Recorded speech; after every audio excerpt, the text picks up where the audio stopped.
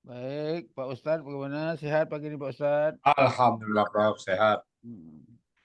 Jadi hari ini kita akan sama-sama mendapatkan penjelasan tentang surah yang pertama, surah pembukaan, surah Al-Fatihah dan kandungannya. Untuk itu, waktu sepenuhnya saya silakan kepada Ustadz Rizal Al-Hasani. Silakan Pak Ustadz. Syukuran, Prof. Bismillahirrahmanirrahim. Assalamualaikum warahmatullahi wabarakatuh. Waalaikumsalam warahmatullahi wabarakatuh. Alhamdulillah. Alhamdulillahirabbil alamin. Wassalatu wassalamu ala asrafil anbiya'i wa mursalin wa ala alihi wa sahbihi ajma'in amma ba'd. Qala Allah Ta'ala fil Qur'anil Karim. A'udzubillahi minasyaitonir rajim. Bismillahirrahmanirrahim. Ya ayyuhalladzina amanu atiullaha wa atiur rasul. Qala Nabi sallallahu alaihi wasallam, taraktu fikum amrain lan tadillu ma tamassaktum bihima, kitaballahi wa sunnatun nabi.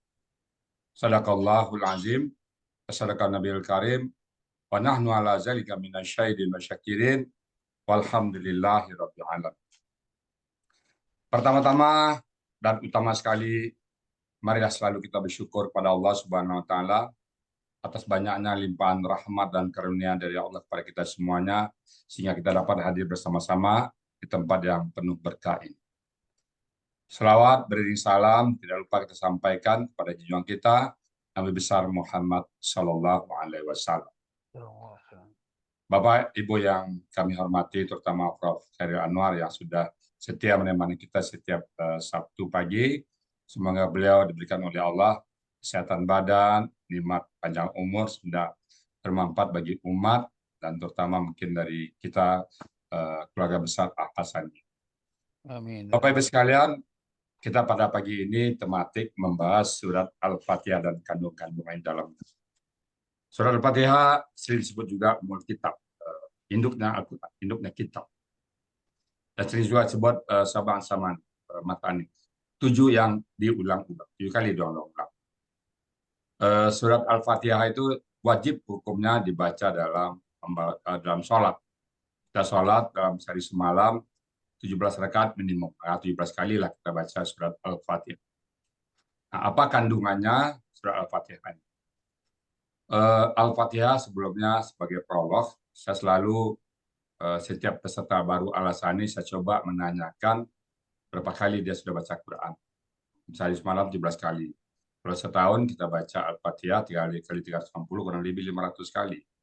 Kalau kita sudah sholat 10 tahun, 5.000 kali. Kita baca salat 20 tahun, sudah 100 kali, 100.000 kali kita baca. Bagaimana kita memahami kandung yang terada dalam surat Al-Fatihah tersebut? Dalam hasil survei, saya belum menemukan orang yang betul bisa menulis Al-Quran, surat Al-Fatihah. Namun, kita harus mencoba bagaimana memahami surat Al-Fatihah, paling tidak menulis. Nah, pada kali ini kita coba membahas surat apa yang terkandung dalam surat Al-Fatihah. Kita mulai dengan Bismillahirrahmanirrahim. Bismillah, dengan nama Allah. Lalu di situ mulai dengan kata-kata dengan nama Allah. Allah dulu perkenalkan. Ini yang membuat seorang Jeffrey Lang, seorang ateis, pada saat itu seorang guru besar di Amerika sana, tertegun melihat Al-Quran. Yang tahu dia setiap buku, dia mungkin orangnya sains, orang akademis, ada kata pengantar. Ada kata pengantar, ada bibliografi, pengarangnya, dan sebagainya. Adalah kata pengantar. Nah, dalam Al-Quran tidak ada kata pengantar. Tiba-tiba dia buka, dia menemukan Bismillahirrahmanirrahim. Dengan nama Allah, Allah memperkenalkan dirinya. Apa itu? Ar-Rahman, Maha Pengasih. Ar-Rahim, Maha Penyayang. Ya kaget. Kok begini? Ini apa nih? Seolah dia dipermainkan oleh si pengarang. Dia berusaha pengarang. Nggak ada pengarang. Layaknya sebuah buku, pasti ada pengarangnya. Nggak ada pengarang. Ini siapa ini? Terus dia terusnya membaca. Ar-Rahman, Allah Maha Pengasih. Nah, Allah Maha Pengasih nampak dalam fisik kita. Kita banyak badan kita yang gagah, badan kita yang sehat. Allah kasih harta kita yang banyak, jabatan kita yang tinggi, apalagi yang kita punya. Harta kita berupa rumah, mobil, itu semua adalah karena kasihnya Allah. Maha pengasih Allah. Nah, Allah mengasihi tidak pandang bulu, tidak pakai persyaratan. Semua dikasih. Mau dia taat, mau dia tidak taat, mau dia Islam, mau tidak Islam, semua Allah kasih. Allah kasih Allah tanpa batas, tanpa syarat. Karena Allah Maha Pengasih. Nampak kita baca dalam fisik kita. Nampak kita baca dalam jabatan kita. Kita punya jabatan, Allah yang kasih. Kita punya harta banyak, Allah yang kasih. Kita punya kesehatan badan, Allah yang kasih. Itulah sifat kasihnya Allah. Kemudian Ar-Rahim, nah, Allah sayang. Nah, di mana kita Allah? Nah, Allah sayang kepada kita, Allah berikan kita nikmat pada agama Islam. Itu sayangnya Allah pada kita. Kemudian Allah berikan kita nikmat iman. Itu sayangnya Allah. Tidak semua orang diberikan oleh Allah nikmat Islam, tidak semua orang diberikan oleh Allah nikmat iman. Karena itu sayang. Kalau sayang punya sedikit persyaratan. Kemudian Allah berikan kita cinta Al-Quran. Cinta Quran itu juga sayangnya Allah pada kita. Jadi kalau sayang Allah itu nampak dalam jiwa kita, tenang hati kita. Ada orang yang kaya, tapi hatinya nggak tenang. Allah kasih, tapi tidak disayang. Nah, kaum muslim, kita orang-orang beriman, Allah kasih dan Allah sayang. Kalau tetangga kita cuma dikasih Allah, tidak disayang. Ada juga ulama yang mengatakan, kasih Allah di dunia, sayang Allah di akhirat. Saya telah melihat beberapa referensi, kasih Allah di dunia, sayang Allah juga di dunia. Kasih Allah di akhirat, sayang Allah juga di akhirat. Teman sayang hanya ada pada orang-orang yang beriman. Nah, kita lah kasih sayang. Jadi kalau dalam kehidupan sehari-hari, kasih ini kalau saya lihat dititip pada seorang bapak. Sayang titip pada seorang ibu dominan. Bapak seorang buruh pekerja pabrik atau seorang buruh tukang baru dapat gajian, katakan gajinya cuma 150.000 atau 300.000, pulang dia berniat makan enak pagi itu karena dia mungkin sudah bekerja keras, pengen enak makan malam. Dia pulang dulu mau mandi, tapi di pintu ketemu si anak, menangis anak, Pak, saya diusir di sekolah, jadi uang sekolah belum bisa bayar Pak, kalau besok juga bayar maka saya tidak boleh sekolah lagi. Jadi bapak punya rencana enak malam itu, mau ngajak makan, mungkin beli apa. Tapi karena anaknya meminta uang sekolah, maka dia akan rela memberikan kepada anak. Nah, bayar uang sekolah mana? Bapak nggak jadi makan. Itulah rasa kasih Allah dititip sedikit kepada si bapak. Atau si bapak pengen beli, ada uang dikit rezeki, mau beli sepatu baru. Pada yang sama, si anak minta sepatu juga. Pak, sepatu saya udah sobek, Pak. Belikan sepatu, Pak. Maka si bapak akan ikhlas menunda pembelian sepatu. Itu rasa kasih Allah titip pada seorang bapak. Maka bapak memberikan uang kepada keluarganya, tidak pernah berhitung. Dia berikan uang pada istrinya, enggak karena berhitung. Dia berikan uang pada anaknya, nak, kamu hari bulan ini sudah berikan uang sekian, besok nggak boleh lagi ya, nggak ada. Seorang bapak nggak akan pernah berkata kepada itu, pada istri dan anak. Kenapa? Rasa kasih dititip oleh Allah kepada seorang bapak. Nah, sebaliknya, rasa sayang dititip pada ibu. Ibu pada saat bangun malam, anak menangis, menyusukan, tak menyusu. Ibu tak akan pernah merasa capek menyusukan anak. Tengah malam, ibu anaknya merengek, disusukan. Tengah malam, anaknya buang air kecil, kencing, dan beol, si ibu tidak akan pernah mengatakan capek untuk anak. Padahal mungkin tadi pagi atau tadi malam baru melahirkan, malam begadang lagi. Ibu tidak akan pernah mengatakan capek. Kenapa? Sayang dititip pada ibu. Bismillahirrahmanirrahim. Dengan nama Allah yang Maha Pengasih, lagi Maha Penyayang. Dengan kasih sayang inilah seorang bayi sempurna hidupnya. Dapat kasih dari Allah, dapat kasih dari bapaknya, dapat sayang dari ibunya, maka bayi ini tumbuh dengan sempurna. Nah, manusia juga begitu, kita dapat kasih dari Allah, dapat sayang dari Allah, kita sempurna hidup kita. Tanpa kasih sayang Allah, kita akan melarat hidup. Tanpa sayang Allah, hati kita kering kerontang. Itulah kelebihan orang Islam, dapat kasih dari Allah dan dapat sayang dari Allah. Bismillahirrahmanirrahim. Allah kasih kita. Allah kasih udara kita. Coba kita lihat berapa tabung, berapa satu tabung oksigen. Kalau orang dirawat di rumah sakit, bapak-bapak, ibu-ibu kita banyak dokter sih. Satu tabung, katakan 500.000, katakan sejuta. Saya bilang sejuta aja. Berapa hari habis? 3 hari. Seminggu, sepekan kita butuh 2 tabung. Katakan 2 juta. Sebulan 8 juta. Itu katakan 5 juta sebulan. Berapa lama kita hidup? Setahun 60 juta. 50 tahun 3 miliar. Pernahkah Allah membuat tagihan kepada kita tentang udara yang kita hirup? Udara yang kita hirup. Itu oksigen yang dapat dari tabung oksigen itu juga dari Allah. Allah tak pernah menagih, mengirim bil kepada kita, mungkin voucher, nih tagihan. Begitu juga air yang kita minum. Saya pernah ngitung-ngitung air setengah jam hujan, kalau setengah jam hujan, andai saja ditagih oleh Allah air tadi, maka saya pernah ngitung 900 juta setengah jam per kepala bayar. 900 juta. Dari mana dapat angka? Dari pernah hujan buatan. Hujan buatan itu memerlukan bayar miliaran. Nah, kalau kita Allah tagih hujan itu setengah jam lebat, maka kita harus bayar 900 juta. Berapa jam hujan yang kita nikmati. Tanpa hujan, nggak akan ada kehidupan ini. Itulah kasih Allah kepada kita. Bismillahirrahmanirrahim. Dengan nama Allah, Sang yang Maha Pengasih, yang Maha Penyayang. Banyak sekali nikmat Allah pada kita. Mata kita melihat. Satu kedipan mata itu, kalau di kata Allah, kata Nabi, kalau satu kedipan mata Allah tagih pada kita, maka kita beramal seumur hidup kita belum tentu bisa membayarnya. Coba manusia kalau tidak bisa mengedip lagi, apa yang terjadi? Ada dokter mata di sini. Kalau mata manusia tidak bisa berkedip, bagaimana? Atau sebaliknya, manusia nggak bisa kentut, tentu kita anggap habis operasi syarat makan kentut dulu. Nah, kalau manusia nggak bisa kentut lagi, apa yang terjadi? Itulah. Belum lagi darah. Orang kedokteran yang banyak tahu betapa kasih Allah kepada kita semua. Sayang Allah, kembali lagi sasarannya batin kita. Tenang hidup kita. Kalau kehidupan kita nggak tenang, berarti Allah nggak sayang. Nah, yang kita jadi adalah Bismillahirrahmanirrahim. Dengan nama Allah yang Maha Pengasih lagi Maha Penyayang. Dan Allah memperkenalkan dirinya dengan kasih sayangnya. Allah juga Maha menghukum, Allah juga Maha berat hukumannya, tapi tidak. Kasih sayang Allah dulu yang ditonjolkan kepada kita. Untuk itu kita sebagai hamba Allah juga tonjolkan kasih sayang. Nah, setelah kita menyadari semuanya adalah pemberian Allah tadi, lalu kita dengan ringan dan enteng mengucapkan Alhamdulillahirabbil alamin. Segala puji bagimu ya Allah. Alhamdulillah. Pujian hanya lillah bagi Engkau ya Allah. Rabbul alamin. Tuhan penguasa alam.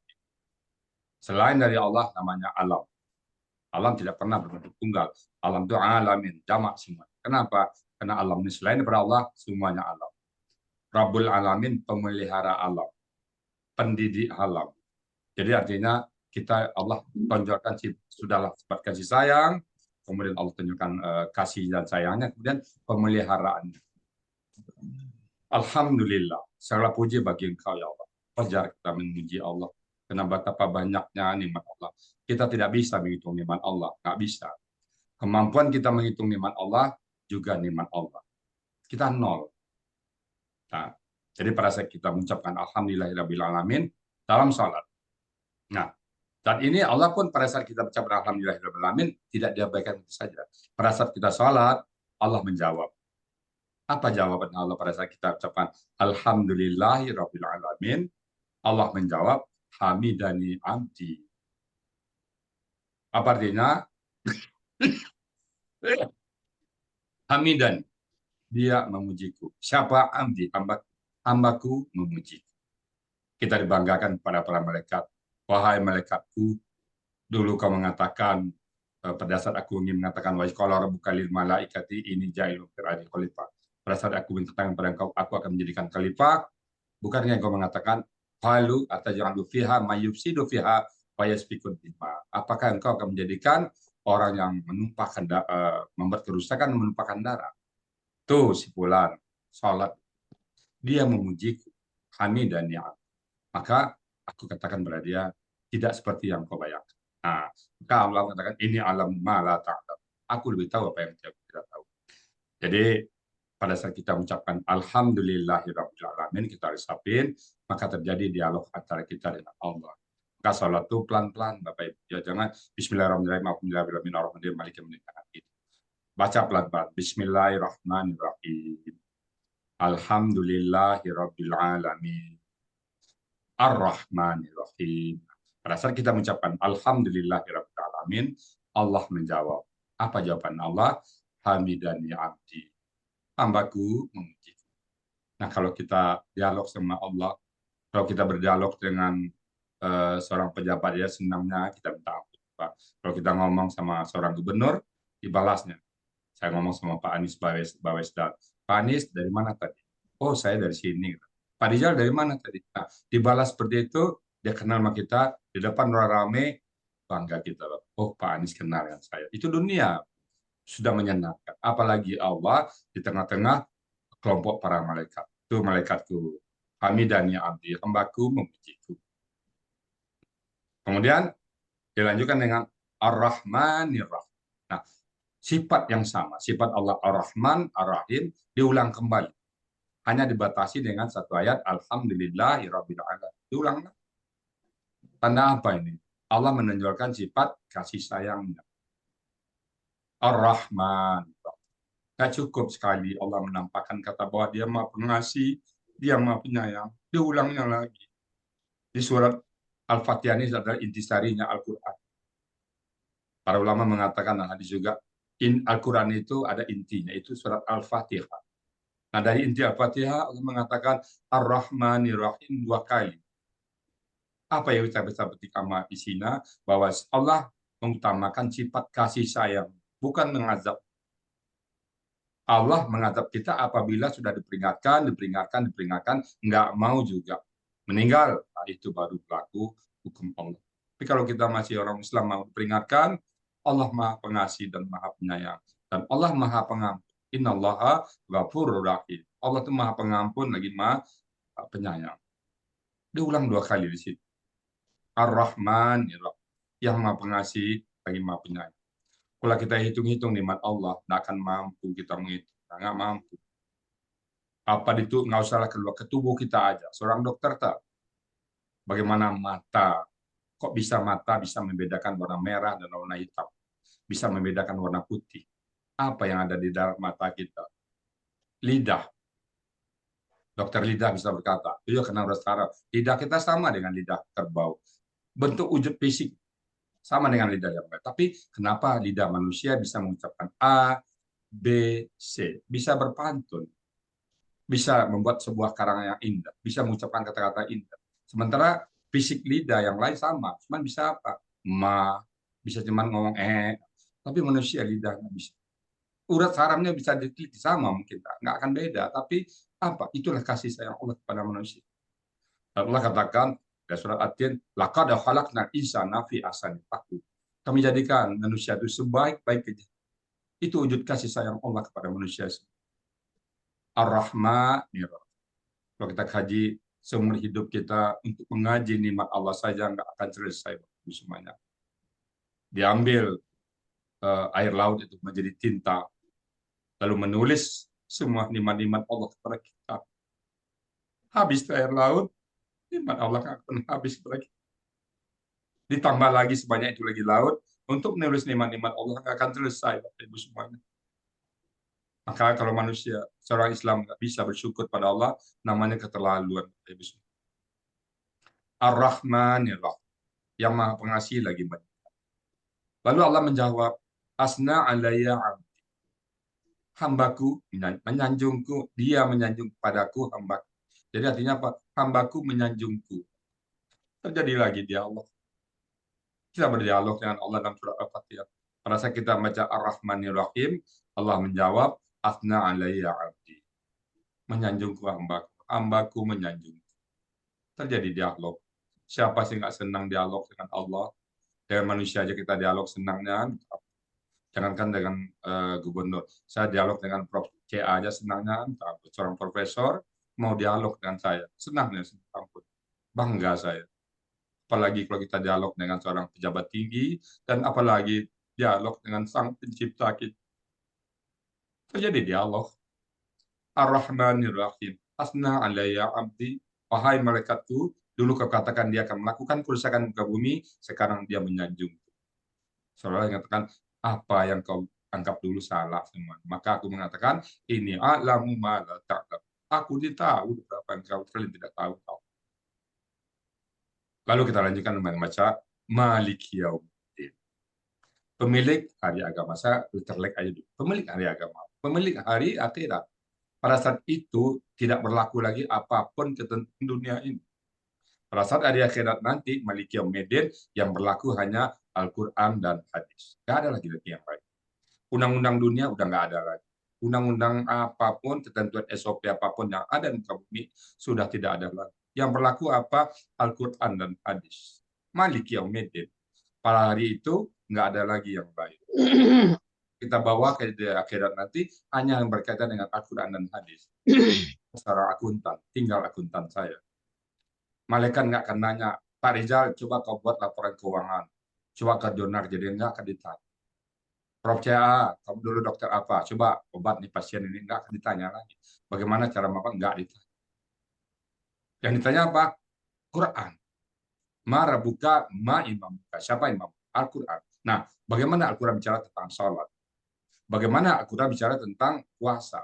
Bagaimana Al-Quran bicara tentang infak, sedekah? Dan itu nggak ditanya tentang bagaimana dunia kita. Maliki Yaumiddin. Hari itu hanya Allah yang memberi kuasa, yang penguasa tunggal. Nggak ada lagi raja saat itu. Tidak ada lagi penguasa saat itu. Semua habis. Harta benda yang kita punya habis. Pada saat itu manusia di padang mahsyar nggak ada satupun pegangan kecuali iman dan takwa. Kita mengakui Malik Yaumiddin. Kalau kita yakin ada hari akhirat, maka kita akan berbuat di dunia beda. Kita akan menyiapkan kehidupan kita sebanyak-banyaknya amal ibadah kita. Kenapa? Bekal kita ke akhirat adalah bekal takwa. Nah, takwa sumbernya mana? Kembali lagi ke Al-Quran. Malik Yaumiddin. Penguasa pada hari kiamat. Penguasa pada hari agama. Penguasa pada hari yang hanya berlaku adalah ketentuan-ketentuan Allah. Undang-undang negara, undang-undang profesional, kode etik, semuanya habis. Tinggal adalah undang-undang Allah. Yaitu apa? Al-Quran dan hadis. Nah, pada saat kita baca Malik Yaumiddin, kita resapin semua maknanya, maka Allah menjawab, Majadani. Allah hambaku. Jadi pada saat itu, maka kita sadar sesadar-sadarnya bahwa tidak ada lagi satupun yang berlaku kecuali timbangan Allah. Nah, saat itulah kita siap-siap dengan waktu. Kapan waktunya itu? Hari yang tidak dilakukan lagi. Yaumil Haq, hari yang pasti terjadi. Nah, apa perbekalan kita?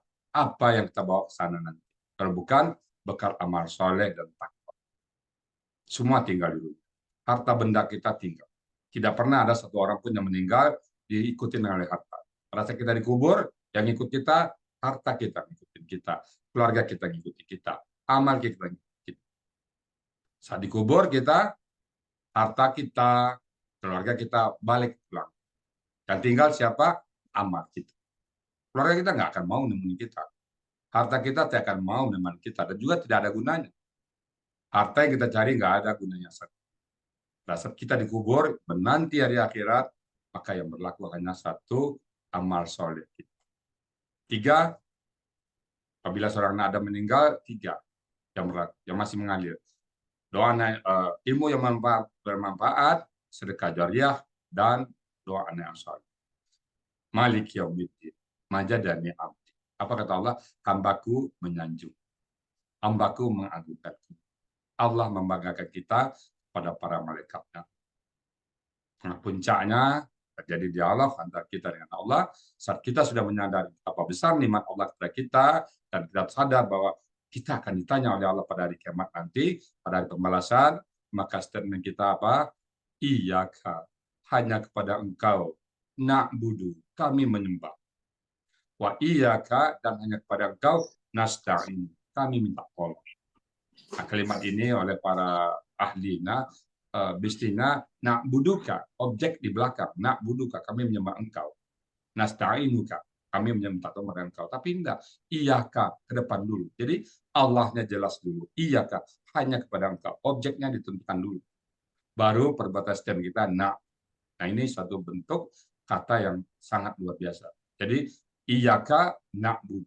Hanya kepada engkau ya Allah na'budu. Kami menyembah. Nah, pada saat ini puncaknya hubungan kita dengan Allah sangat dekat sekali. Pada saat itu, pada saat tadi masih malaikat diajak dialog dengan Allah. Nah, pada saat kita mengucap iyaka na'budu, maka Allah akan berkata, malaikatku, kali ini aku tidak ikut kau lagi. Maka aku dengan hambaku tidak ada jarak lagi. Maka Allah menjawab, apa kata Allah? Haza baini wa baina. Ini urusanku dengan hambaku. Kau tidak boleh ikut campur lagi. Saya mencoba memvisualkan di dunia ini. Pada saat seorang presiden pidato depan orang ramai. Pidato depan orang ramai, kita ada satu di antara situ. Pada saat dia pidato, dia turun dari pidatonya lalu menghampiri kita. Ini teman saya, Pak. Katakan saya pakai nama saya, Pak Rijal Hassani. Di depan rapat para menteri. Saat di situ tentang undang khusus, ini Pak Rijal teman dekat saya, kata presiden pada saat itu. Dia orang yang begini, ahli begini. Lalu dia kembali lagi ke tempat dia pidato. Bukankah kita orang sangat spesial saat itu? Sampai dikenalkan kepada para menterinya. Ini aku punya urusan khusus dengan Pak Rizal. Nanti saya akan ngomong khusus sama Pak Rizal, kalian tidak boleh tahu apa urusannya. Tanda apa itu? Pentingnya kita di mata presiden. Jangan mengatakan, saya punya urusan khusus dengan Pak Rizal. Dan kalian tidak boleh tahu para menteriku. Apa itu artinya? Ada urusan khusus yang melebihi dari urusan negara. Pada saat Allah kita mengatakan iyyaka na'budu wa iyyaka nasta'in, maka Allah mengatakan pada malaikat haza baini wa baina. Wahai malaikatku, ini urusanku dengan hambaku. Sementara ini off dulu kan. Apa itu statementnya? Wali abdi masa'al. Dan bagi hambaku, apapun yang dimintanya aku berikan. Jadi pada saat kita baca iyyaka na'budu wa iyyaka nasta'in, kita lupakan, kita kosongkan diri kita. Hanya kepada Engkau kami menyembah dan kepada Engkau kami minta tolong. Tauhid yang murni. Persembahan kita hanya kepada Allah, kita tidak mau menyembah kepada yang lain. Itu ada di surat Kafir. La a'budu ma ta'budun wala antum abidun. Jadi kita menyembah kepada Allah yang tidak disembah oleh orang lain. Iyyaka, hanya kepada Engkau, tidak kepada yang lain. Apa itu statement kita? Na'budu, kami akan menyembah. Sebagian ulama akan mengatakan dalam bentuk KKSAD ini bisa diartikan hobi. Ya Allah, kepada Kau kami hobi menyembah Allah. Senang menyembah Allah. Ikhlas menyembah. Tidak ada satupun paksaan. Tidak ada paksa. Iyyaka na'budu. Wa iyyaka, dan hanya kepada Engkau kami minta tolong. Kami tidak akan minta tolong kepada yang lain. Maka saat itu Allah mengatakan hazab, ini adalah urusanku wa baina abdi, dan dengan hambaku ini. Wali abdi masa, dan bagi hambaku ini apa yang diminta kabulkan. Apa yang kita minta pertama? Pada saat terbuka lebar permintaan kita, apa yang kita minta? Ihdinas siratal mustaqim. Kita tidak minta duit, kita tidak minta harta yang banyak, kita tidak minta pangkat, yang kita minta adalah petunjuk. Ihdina, tunjukilah kami ya Allah. Ihdina, tunjuki kami siratal mustaqim. Orang-orang yang lurus. Siratal mustaqim. Jalannya lurus, orangnya lurus. Jadi permintaan kita yang utama adalah permintaan untuk jalan yang lurus. Petunjuk dari Allah. Pada saat terbuka peluang besar meminta, pada saat Allah mengatakan haza wa bainau, haza baini wa bainau, wali abdi masa. Coba kita bayangkan dari sebuah kondisi pada saat seorang raja di dunia ini, minta kepada aku kabulkan semua perintah. Apa yang kita minta? Kita mercy, kita minta kuda, gitu. Tiada orang yang minta, ya raja, aku tidak minta apa-apa. Aku hanya minta dekat dengan kemana kau pergi, aku ingin ikut bersamamu. Permintaan itu berarti benarkan dekatnya kita dengan seorang raja. Kita nggak minta kuda, kita nggak minta rumah mewah. Kita minta ihdinas siratal mustaqim. Artinya apa Bapak Ibu? Ternyata aset yang paling mahal yang ada di kampung ini adalah jalan yang bukan harta benda, bukan duit, bukan pangkat, bukan jabatan. Ihdinas siratal mustaqim. Tunjukilah kami jalan yang lurus. Maka pada saat kita membacakan ihdinas siratal mustaqim, Allah juga menjawab haza li abdi. Ini bagi hambaku. Wali abdi masa'al. Dan bagi hambaku apapun yang diminta. Nah, saat kita minta ihdinas siratal mustaqim, saya sadar bahwa kita ingin jalan yang lurus, Allah berikan. Allah tuntun kita nanti. Nah, kita tambah statement lagi. Ihdinas siratal mustaqim, siratal ladzina an'amta alaihim. Seperti jalan an'amta alaihim. Kau berikan nikmat kepada mereka. Siapa itu? Para nabi. Siapa lagi? Para rasul. Siapa lagi? Orang-orang yang ikut kepada mereka. Orang-orang dapat petunjuk, para sahabat-sahabat rasul, tabiin tabiat, dan semuanya itu ulama-ulama. Kita minta seperti mereka. Siratal ladzina an'amta. Kalau kita udah puluhan tahun kita salat kok begini-gini aja. Nah, mungkin kita belum mendalamin apa yang kita minta. Ihdinas siratal mustaqim, tunjukilah kami jalan terus. Siratal ladzina an'amta alaihim. Jalan orang-orang yang kau berikan petunjuk atas mereka, nikmat atas mereka. Siapa mereka? Para rasul, para nabi, para sahabat, orang-orang berjuang dalam agama. Itu yang kita minta jalannya. Kenapa mereka bisa berani sampai di penjara, sampai di apa kan untuk berdakwah? Itu yang kita minta. Surat al-Jin alaihim. Nah, kita membuat statement sebaliknya. Wairil maghdubi alaihim. Jangan jalan orang yang kau murkai. Siapa mereka? Orang-orang yang Yahudi. Orang-orang yang melaknat, orang-orang yang merubah-rubah kitab Allah. Dan walad dhalin, jangan orang-orang yang sesat. Orang-orang yang musyrik, menyembah selain pada Allah. Mereka sesat semua. Jangan seperti itu. Allah juga mengatakan, Haza li'amdi masa. Insya Allah kalau kita baca ini, kita pahami, maka kita tidak akan pernah sesat lama-lama. Karena Allah kabulkan. Permintaan ini Allah kabulkan. Kenapa belum dikabulkan? Karena belum meresapin kita. Allah janji, wali abdi masa. Bagi hambaku ini apapun diminta penuhi. Apa yang kita minta? Jalan yang lurus, dan orang-orang yang diberikan nikmat kepada mereka, bukan jalan yang kau murkai dan bukan jalan sesat. Jadi kita tidak mau dimurkai oleh Allah dan kita tidak mau jalan sesat. Maka Allah menjawab apa? Wali abdi masalah. Dan bagi hambaku ini apapun yang diminta. Jadi surat Al-Fatihah itu banyak mengandung sekali. Kita resapin hati. Surat Al-Fatihah rasanya kita nggak mau salat buru-buru. Salat kita kusuk salat kita. Dengan memahami surat mana Al-Fatihah, mudah-mudahan kita bisa sholat dengan kusuk dan kita bisa aplikasi dalam kehidupan saya. Demikian yang dapat saya sampaikan surat Al-Fatihah. Semoga ada manfaatnya. Dan Bapak-Bapak, Ibu-Ibu semuanya saya masih belajar ya. Tentu ada yang salah, ada tutur kata yang tidak pada tempatnya. Kalau ada yang salah dan menyinggung perasaan Bapak Ibu semuanya, yang hadir 213 orang, saya dimukakan butuh maaf yang sebesar-besarnya. Dan saya kembalikan pada Prof. CA untuk membuka diskusi dan menjawab. Silakan Prof. CA.